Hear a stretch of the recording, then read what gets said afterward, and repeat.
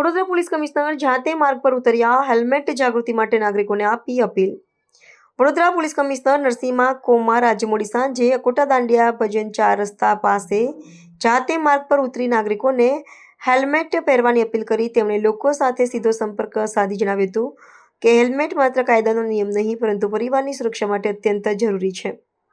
છેલ્લા ઘણા દિવસોથી નરસિંહા કુમાર સોશિયલ મીડિયા અને લોકજાગૃતિમાં કાર્યક્રમો દ્વારા સતત સંદેશો આપી રહ્યા છે કે નાગરિકોએ નિયમોનું પાલન કરવું એ તેમનું ધર્મ છે। આવતી 15મી સપ્ટેમ્બરથી વડોદરામાં હેલ્મેટ પહેરવું ફરજિયાત બનવા જઈ રહ્યું છે। તે પહેલાં કમિશનરે લોકોને સ્વપ્રેરિત રીતે જાગૃત થવા અનુરોધ કર્યો। આ જાગૃતિ અભિયાનથી શહેરમાં ટ્રાફિક સુરક્ષા અંગે સકારાત્મક સંદેશો ફેલાયો છે। છેલ્લા 1 મહિનાથી શહેર પોલીસ દ્વારા માર્ગ સુરક્ષા અંગેની જનજાગૃતિ અભિયાન ચલાવવામાં આવી રહ્યું છે। તો દરેક જંકશનોમાં સ્થાનિક police sub inspector, ACP, DCP, additional CP અને પોલીસ કમિશનર સુધીના અધિકારીઓ હાજર રહીને આપણા જનજાગૃતિના એક અભિયાનના ભાગરૂપે આપણે એનાઉન્સમેન્ટ કરીએ છીએ। જે લોકો હેલ્મેટ પહેરીને નિયમોનું પાલન કરીને આગળ વધી રહ્યા છે અમને અભિનંદન પાઠવીને એપ્રિશિએટ કરીએ છીએ। અમને આગ્રહ કરીએ છીએ તમે માર્ગ સુરક્ષાના એમ્બેસેડર બનો। આ મેસેજને તમારા પરિવારમાં, સમુદાયમાં અને તમારા આજુબાજુના વિસ્તારમાં ફેલાવવા માટે આગ્રહ કરીએ છીએ। બીજું, કેટલાક લોકો આજે તમે જોયું રેડ લાઇટ હોવા છતાં સિગ્નલ જમ્પ કરતા હોય છે। સિગ્નલ જમ્પ કરવાની પ્રવૃત્તિથી કેટલાક એક્સિડન્ટ થઈ શકે, અન્ય લોકોને અવરોધ ઉપસ્થિત થઈ શકે। એટલા માટે એમને આપણે સ્ટોપ સિગ્નલ ઉપર રોકવાનો આદત થાય તે અંગે પણ આપણે અભિયાન ચલાવીએ છીએ।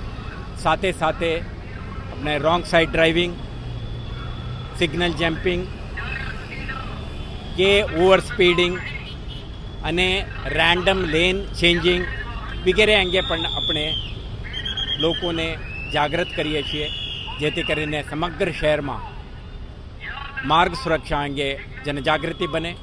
લોકો સ્વયંભૂ નિયમોના પાલન કરતા થાય, હેલ્મેટ પહેરે, સીટ બેલ્ટ પહેરે, સિગ્નલ ઉપર રોકે, દરેક ટ્રાફિક નિયમોનું પાલન કરે અને રોંગ સાઈડમાં ના જાય, ઓવર સ્પીડિંગ ના કરે અને રોંગ સાઈડમાં કોઈ નો પાર્કિંગ ઝોનમાં વાહન મૂકીને ના જાય તે અંગે આપણે વારંવાર સમજાવી રહ્યા છીએ।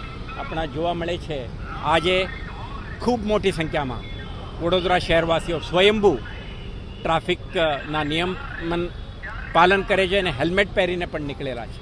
એટલે મને વિશ્વાસ છે આવતા દિવસોમાં વડોદરા શહેર જેમના ઓળખ છે સંસ્કાર નગરી તરીકેની, દરેક નાગરિક માર્ગ સુરક્ષા અંગે જાગૃત થશે।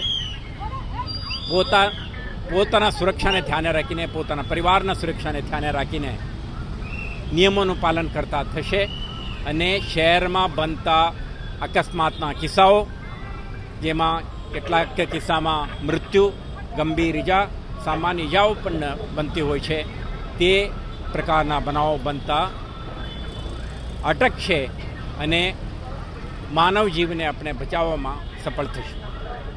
આભાર।